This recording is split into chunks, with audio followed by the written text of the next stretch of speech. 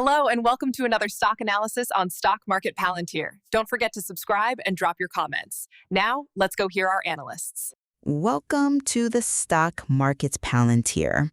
Today, we are going to talk about NFLX.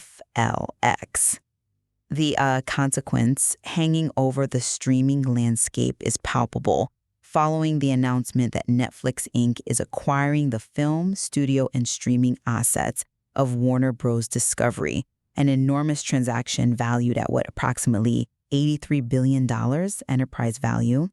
I mean, this fundamentally changes the rules of the media game. It really does. And the market, based on the immediate price reaction, seems to think those new rules come with a staggering cost. Following the news, Netflix shares are trading stubbornly in the low 100s, and this is adjusted for that 10-for-1 stock split implemented just weeks ago in November. We observed a pretty negative price reaction, a decline of roughly 3 to 5% after the news broke. It's struggling mightily to hold that 103 support level. Yeah, and what really strikes me about that move is the context. Announcement day, December 5th, was a massive institutional liquidity event. We saw total off-exchange volume spike to 17.7 million shares. That massive turnover against a relatively modest drop tells us that institutions are conflicted. There's a strong disagreement about what this company is worth now. So I think the central question we have to address is whether this immediate negative price action is, a rational response to a radically altered financial risk profile and some acute regulatory headwinds, or if the market is dramatically mispricing the strategic, long-term value created by consolidating the single most important library of content in the world. I think it's pretty clear. The stock drop is an entirely rational adjustment to a new financial reality. I see why you think that, but let me give you a different perspective. I'm going to argue that this is a short-sighted market reaction, one that's fundamentally failing to account for the enduring strategic moat this deal creates. And I'll be presenting the counterargument that the decline is absolutely justified by the massive financial leverage being incurred and the, frankly, acute and existential regulatory risk hanging over the entire enterprise. Well, my core thesis is that this acquisition is the final strategic move that fundamentally ends the streaming wars. It's a visionary consolidation that creates an unassailable hegemon, and the market is prioritizing transient financial friction over generational dominance. The key here is what Netflix is acquiring: irreplaceable intellectual property. We are talking about the entire Harry Potter universe, Game of Thrones, the DC universe, and the unparalleled HBO library, including iconic shows like The Sopranos. That is undeniably valuable IP, but let's talk about the business model. The content is the business model. This foundational IP provides unprecedented pricing power and, critically, it reduces Netflix's reliance on its traditional high-risk content production treadmill. They've historically spent billions trying to find the next Stranger Things. Now they own guaranteed global relevance. This drastically lowers subscription churn and stabilizes cash flow projections in a way that sheer volume of new content never could. Okay, that's an interesting point, though. I would frame it differently. The valuation decline ignores the long-term, unassailable dominance created by this content consolidation. It seems to miss the forest for the trees. Furthermore, management projects significant synergies. They expect $2 to $3 billion in annual cost savings by year 3. That's billions returning to the bottom line very quickly. I think that entirely overlooks the dramatic and immediate transformation of their financial identity. I'm sorry, but I just don't buy that synergy narrative immediately. The stock is no longer a pristine growth equity narrative. It is now a heavily leveraged consolidation play, and the current price is accurately reflecting the execution risk and the radical shift in the capital structure. Look, the balance sheet is where the risk lives now. You're focused entirely on the debt, and rightly so. The evidence of financial strain is stark. This acquisition requires the issuance of approximately $50 billion in new debt to cover the massive cash portion of the consideration. Plus, you have the assumption of an additional, $10.7 to $11 billion in WBD net debt? That's a minimum of $60 billion in new obligations. This radically alters the company's risk profile introducing substantial interest rate sensitivity that will impinge on free cash flow for years. But that leverage is the cost of securing a near-monopoly asset. Necessary, perhaps, but certainly punitive, and it forces immediate skepticism from the market. Furthermore, that 3 to 5% stock drop isn't just about debt. It incorporates the possibility of antitrust failure. This deal carries a massive $5.8 billion termination fee that Netflix must pay if regulators block the acquisition. That contingent liability, that massive guaranteed payout risk, is a direct present weight on the stock. Let me tell you why. The market is rationally pricing the certainty of higher debt service costs and the acute regulatory overhang before the deal even clears. Okay, let's dive deeper into that capital structure shift.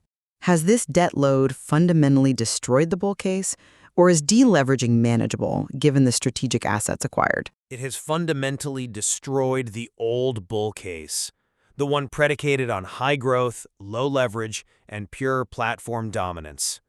The company's financial identity is now that of a conglomerate burdened by acquisition debt, and this has immediate technical implications for institutional investors. We're talking about institutional mandates based on leverage ratios, primarily net debt to EBITDA. Right. For our listeners, can you quickly elaborate on why that specific metric matters so much right now? Certainly, net debt to EBITDA is a measure of a company's ability to pay off its debt using its operating income. Most large institutional funds, pension funds or value funds, have strict internal limits. If a company like Netflix suddenly balloons its debt such that its net debt to EBITDA ratio triples overnight, those institutional mandates force them to reduce or eliminate their position, regardless of how good the IP is. We saw Huber Research immediately downgrade the stock, slashing the price target to $92. They cited the transaction as very risky due to the high multiple paid, a classic example of the winner's curse. I appreciate the clarification on the leverage ratio, but I disagree fundamentally with the winner's curse characterization. Yes, they paid a premium, but they paid for scarcity. You cannot create a second Harry Potter franchise. The premium paid reflects the fact that this opportunity will never come again. The problem with the winner's curse is that you pay a premium for exclusivity, but that premium doesn't automatically translate into immediate proportional cash flow to service $60 billion in debt. I acknowledge the debt burden is substantial, but that risk profile must be analyzed alongside the deal structure. Netflix structured the deal to mitigate risk by intentionally excluding the declining linear assets. Warner Bros. Discovery is spinning off Discovery Global, which includes struggling traditional media like CNN, TNT, TBS, and Eurosport. By excluding these, Netflix avoids the secular decline of cable that has plagued other media conglomerates. Avoiding the worst assets doesn't make the debt cost of the best assets disappear. No, but it guarantees the long-term revenue stability required to service the debt. The combined entity will control over 21% of U.S. TV usage. That level of market penetration is a statistical guarantee of substantial and stable cash flow, providing the runway necessary to deleverage over time. They are sacrificing short-term balance sheet elegance for long-term content control. We are raising $50 billion in new debt precisely because the deal is heavily weighted towards cash, $23.25 per share in cash versus only $4.50 per share in stock. They chose cash to secure quality and minimize stock dilution at a sensitive time. That quality only matters if the deal closes, and that brings us to the acute regulatory environment. Is the antitrust threat a credible death knell for the deal, or is it merely political posturing that the firm is equipped to overcome? I believe the political noise is louder than the actual regulatory threat. It is largely navigable. I take issue with that assumption. The political opposition is severe, and crucially, it's bipartisan. We've seen specific warnings from key Senate figures, Republican Senators Marshall and Lee alongside Democratic Senator Warren, all calling the deal an anti-monopoly nightmare. Regulators are focused on the vertical and horizontal consolidation here. Combining the largest global streaming delivery platform with a top-tier creator and library like HBO Max gives the merged company too much power over content pricing and distribution. But that $5.8 billion breakup fee is the very thing that signals management confidence.